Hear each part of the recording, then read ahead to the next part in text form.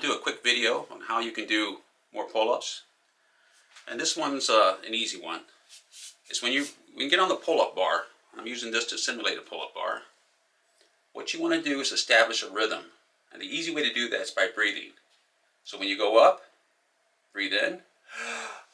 And when you go down, breathe out. And you want to establish a rhythm.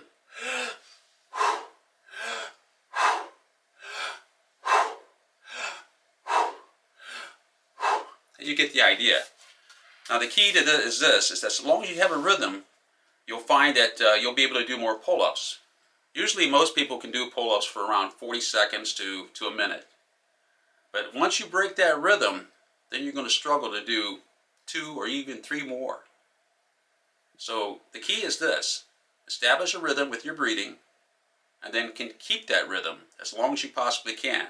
Because when you break that rhythm, your pull-ups will be much harder to do. That's all for this video. Thanks for watching.